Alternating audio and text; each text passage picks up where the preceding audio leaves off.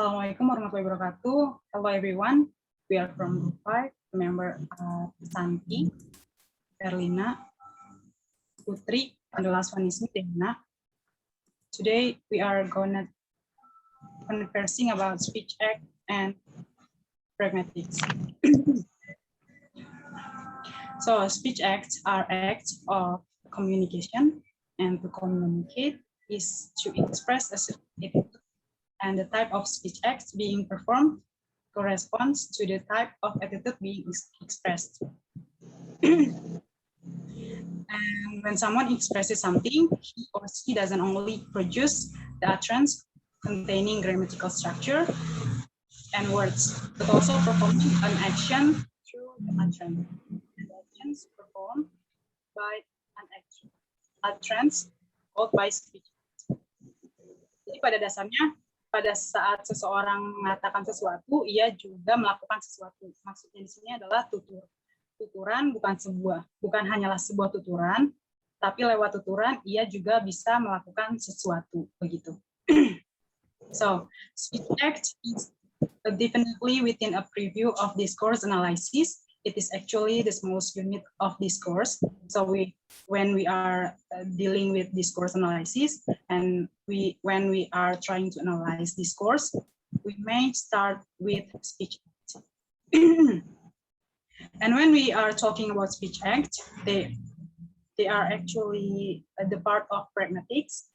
Pragmatics is a branch of linguistics, and it studies how text affect meaning, or how utterance are interpreted in certain situation. That is pragmatics. And there are three kinds of meaning of speech act. The first one is locutionary. Locutionary is the literal meaning of the utterance, atau makna sebenarnya yang benar-benar tertulis utterance-nya atau fisiknya.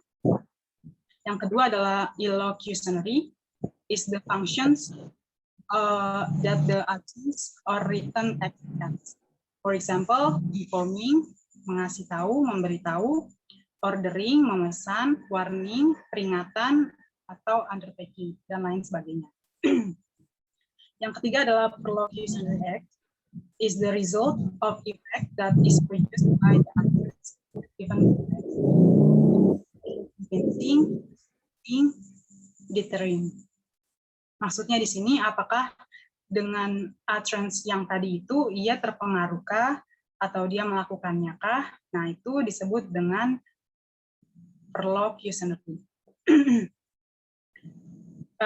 Di sini kita lihat lebih jelasnya satu persatu. Yang pertama itu kembali lagi locutionary act. Locutionary act is producing a meaningful linguistic expressions, uttering a sentence. If you have difficult with actual forming the sounds and the words to create a meaningful utterance because you are foreigner or tongue-tied, misalnya, then you are might fail to produce locutionary act. It often happen when we learn a foreign language. Jadi nanti kendalanya mungkin hanya akan muncul ketika kita belajar suatu bahasa lain, and we don't know at all the meaning, the utterance, atau struktur bahasanya itu sendiri.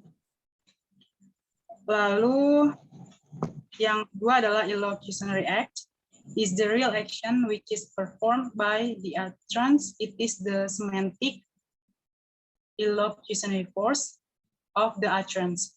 Thus the real intended meaning.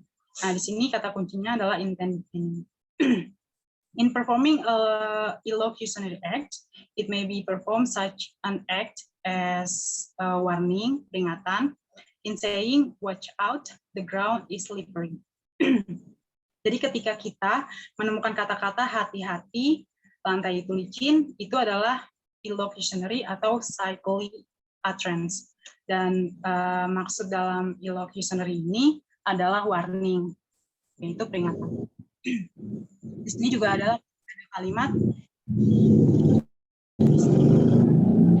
speech and to be careful.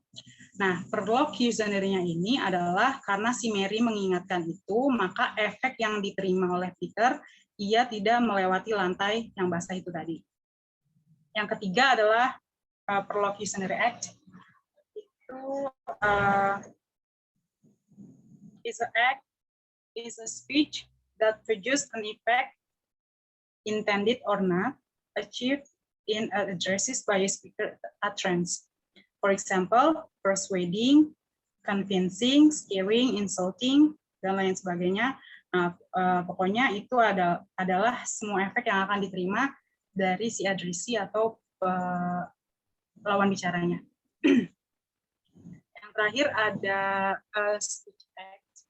For example, ada sebuah kalimat sederhana yaitu should have. Nah, ketika kita mendengar kalimat should have, maka analisis illocutionary-nya ini adalah should have. Sementara illocutionary force-nya ini bisa bisa jadi ordering, kalimat perintah, atau suruhan, atau urging, or advising, atau perintah the hearer, pendengarnya untuk should have. Lalu efeknya adalah perlocutionary. Bisa jadi ia terpengaruhi, ia dipaksa, diancam, si pendengarnya itu to should have. Nah, itu adalah efek-efek yang akan diterima dari perlocutionary-nya. Selanjutnya akan dijelaskan oleh Herlina.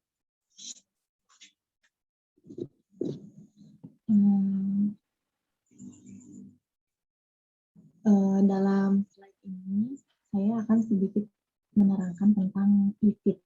Jadi pada slide sebelumnya kan sudah dijelaskan kalau speech act itu dibagi menjadi 3. Ada locutionary atau locusi, ada illocutionary dan ada yang terakhir namanya perlocutionary atau perlocusi. IFIT di sini adalah kepanjangan dari illocutionary force indication device yang berarti termasuk ke dalam illocutionary act. Nah, illocusi sendiri itu artinya adalah sebuah tindakan atau tutur kata dalam bentuk kalimat yang memiliki makna yang dapat dipahami.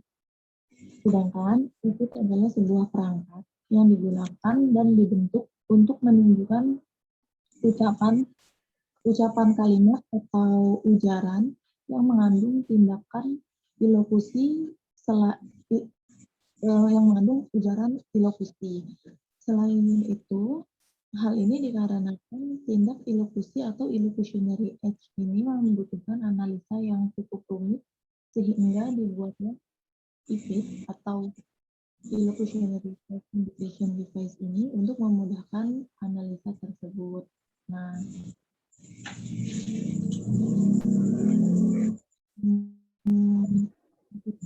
bisa dibaca oleh teman-teman semua dari PPT, yaitu if it's an expression from an utterance which contain a slot to part of verb that explicitly name the illocutionary as being performed. Nah, dari sumber yang saya pelajari juga disebutkan kalau IFIT ini menurut Yule dalam Alriza tahun 2009, kalau IFIT adalah sebuah ekspresi dengan slot atau kata kerja yang secara eksplisit menyebutkan sebuah tindakan illokusi yang sedang dilakukan. Menurut Yule sendiri, IFIT ini bisa diklasifikasi menjadi 4 jenis. Yang pertama ada performative verb atau kata kerja performatif yang berisi kata-kata berjanji atau memperingatkan. Example, aku berjanji tidak akan mengganggumu. Atau yang kedua adalah aku memperingatkanmu agar tidak membawa benda itu lagi ke sini. Jadi kata kerjanya adalah kata kerja yang berjanji atau mengingatkan. Yang kedua, ada yang namanya word order atau susunan kata. Untuk contoh dari word order atau susunan kata bisa dilihat di sebelah kanan dalam kotak.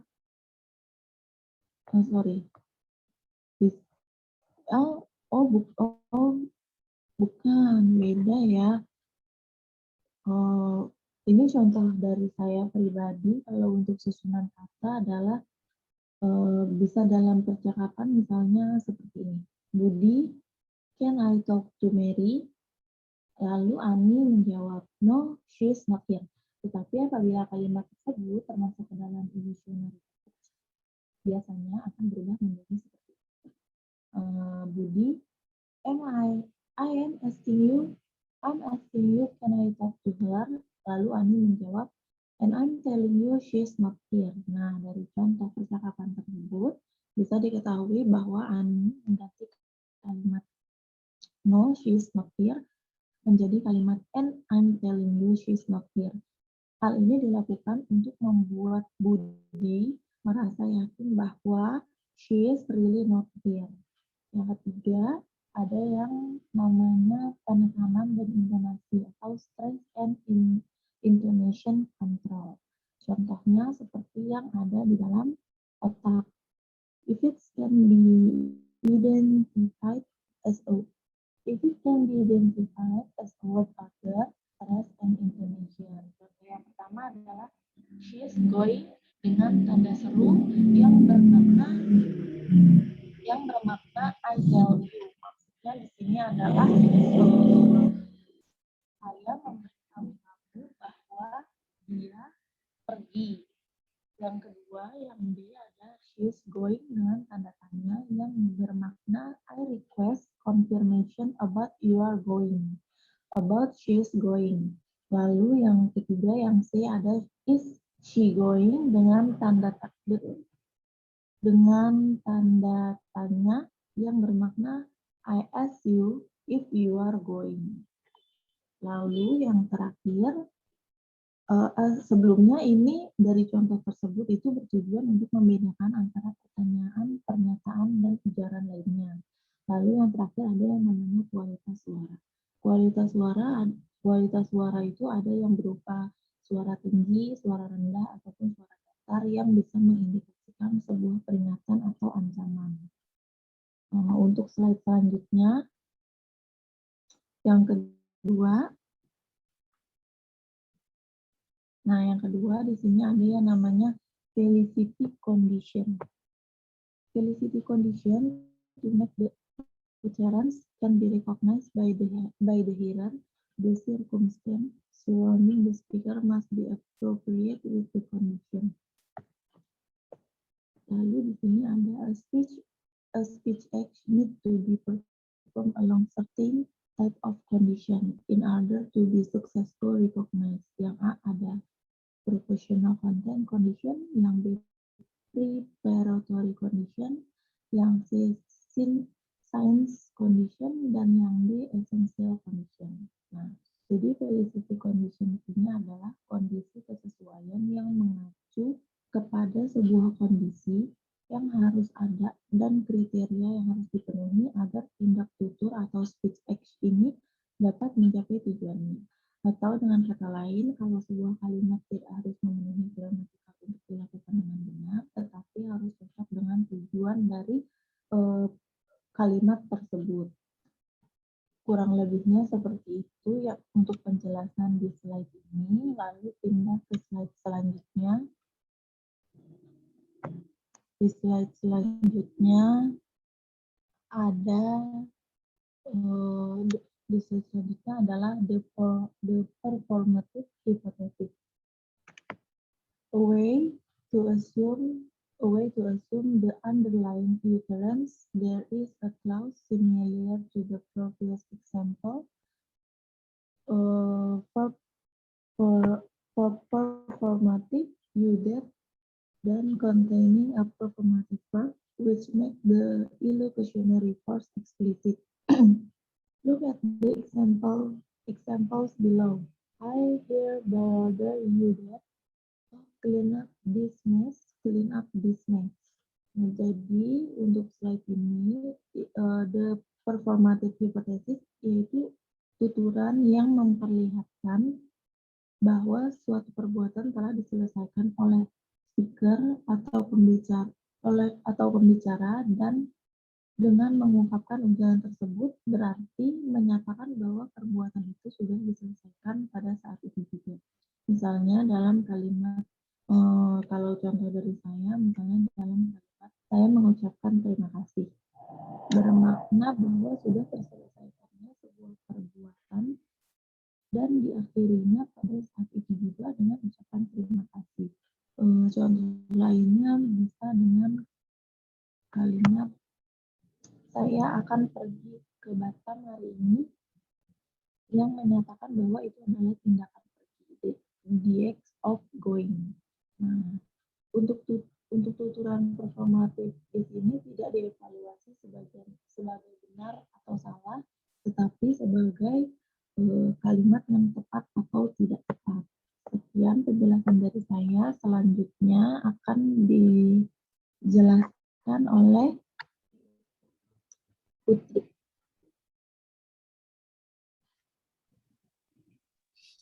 Okay, there are 5 speech art of classification. First, representative speech art. That's what speaker believe to be the case or not.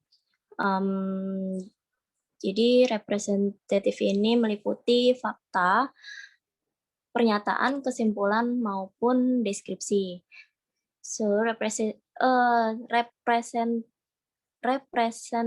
the world as belief, it is, for example, the earth is flat. Jadi menurut si pembicara, bumi itu datar. Second, directive speech art that speaker will use to get someone else to do something. Directive ini meliputi perintah, permintaan maupun saran. Bisa positif or negatif. For example, could you lend me a pen, please? Next, 3, declaration. Speech arts that change the word via their utterance or word.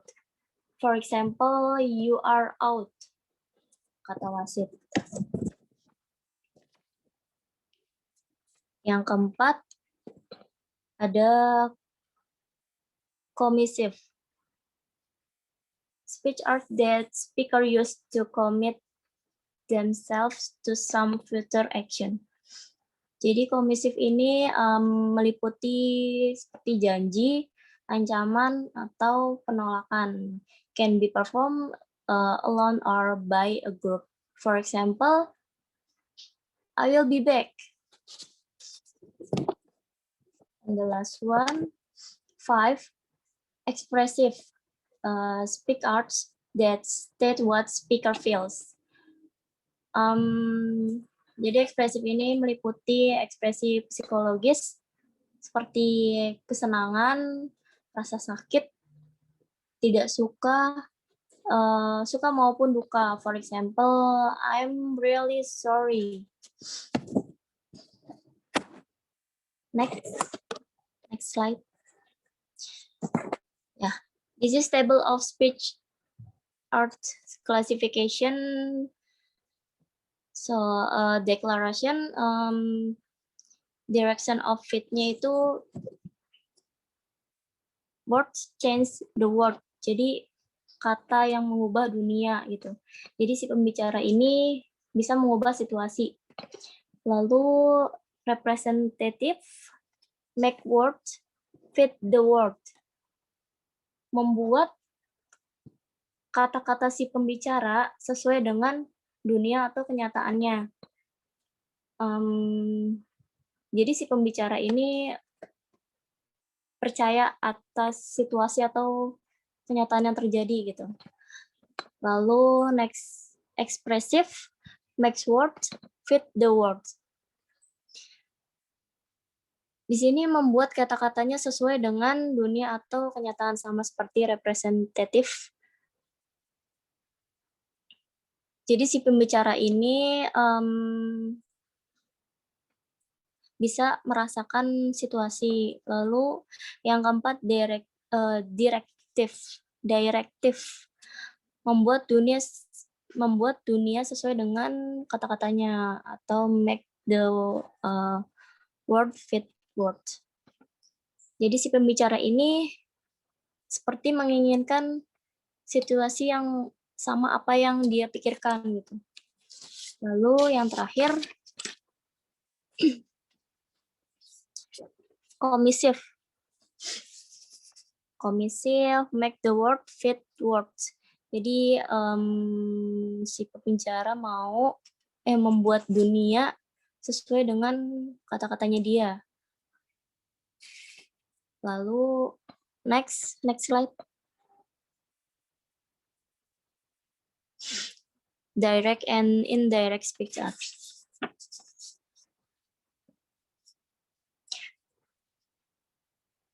Direct speech is a direct relationship between a structure and a function. Jadi direct speech ini yaitu kalimat deklaratif yang berfungsi sebagai pernyataan. For example,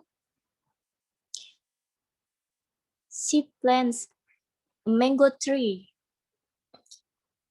Lalu untuk indirect speech is an indirect relation between structure and function. For example, jadi indirect speech ini yaitu permintaannya. Jadi direct speech sebagai pernyataan, indirect speech ini sebagai permintaan. For example, plant a mango tree. Selanjutnya akan dijelaskan oleh Santi Aryani. Okay, thank you, Putri. I would like to explain about speech event. Speech event is the set of utterance produced in a social situation involving participants who necessarily have a social relationship and have particular goals. Jadi maksud dari speech event itu yaitu proses terjadinya atau berlangsungnya interaksi linguistik dalam satu bentuk ujaran atau lebih yang mengakibatkan dua pihak yaitu penutur dan lawan tutur dengan satu pokok tuturan di dalam waktu, tempat, dan situasi tertentu. Di sini ada a speech event can be defined by a unified set of components throughout. First one is same purpose of communication. Jadi tujuan dari komunikasinya itu sama. The second one is same topic, dan topiknya juga sama. And the third one is same participants, and the last one is some language variety. Jadi obrolannya itu sama, partisipannya itu sama, topiknya sama, dan tujuan komunikasinya itu sama gitu. And for the example is exchanging greetings, telling jokes, giving speeches, requesting help, complaining, etc.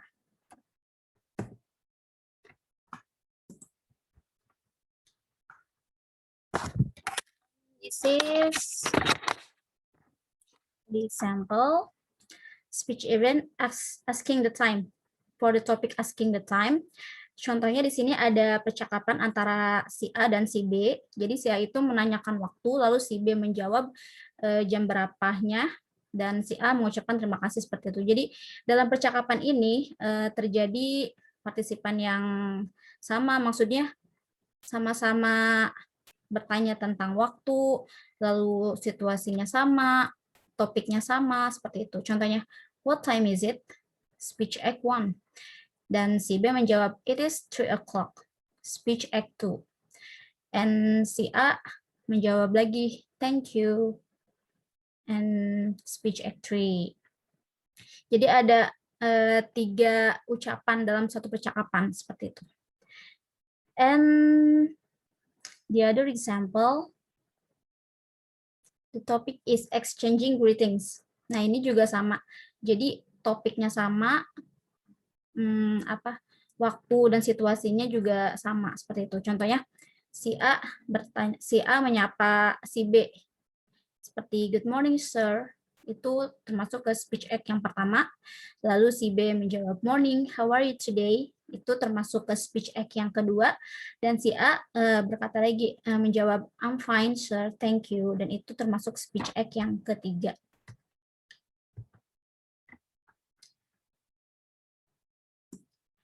Nah, for this slide is about the context of pragmatic speech acts and translation. There is close relationship between translation and pragmatics. The work of translation is not only the process of meaning transference, but also the process of intention transference from source language or SL to target language or TL. Meaning can be grasped from what SL says, and the intention can be kept from what SL intends. Jadi, ada hubungan erat antara translation atau penerjemahan dengan pragmatik. Pekerjaan penerjemahan bukan hanya proses pemindahan makna, tetapi juga proses pemindahan maksud dari bahasa sumber ke bahasa sasaran. Makna bisa ditangkap dari apa yang dikatakan bahasa sumber, dan maksudnya bisa dipetik dari apa yang diinginkan bahasa sumber, seperti itu. And it is also true that speech acts are in relation to types of translation. The locutionary and illocutionary acts work to it. When some utterance are translated with the idea of locutionary act, the tendency of translation type belongs to literal translation, while some others which are translated with the idea of illocutionary, it belongs to idiomatic translation. Okay, and for the last slide is about the conclusion of this presentation. The conclusions are: pragmatics is a study which belief is what is communicated is more than what is said. The utterance that the speakers produce in communication contain deeper sense than the actual meaning of the words or phrases themselves. Speech acts as a piece of speech that is produced as part of social interaction. Jadi, speech acts is action performed by an utterance. And there are several types of speech acts: locutionary act, illocutionary act, and perlocutionary act. And for the classification of speech acts are representatives, directives, commissives, declarations, and expressives. Okay, I think it's enough. Dan saya kembalikan kepada moderator, yaitu Diana. Silakan. Terima kasih. Ya, terima kasih Santi. Thank you Santi. Thank you Elina. Thank you Santi. And thank you me. Thank you myself. So that was the final explanation about the speech act and pragmatics, including the examples from us. Thank you for you guys' attention. Hope you all enjoying and helps you all to understand about speech act and pragmatics. Sekian presentasi dari kelompok 5. Apabila ada kritik dan saran, kemudian kesalahan dari moderator dan presentasinya, mohon maaf. Kemudian apabila ada pertanyaan bisa diajukan ke kolom comment sections, ke Q sections. Ya. Wassalamualaikum warahmatullahi wabarakatuh. Waalaikumsalam warahmatullahi wabarakatuh. Thank you everyone. Thank you everyone. Udah belum sih? Menahan tawa. Terima kasih guys.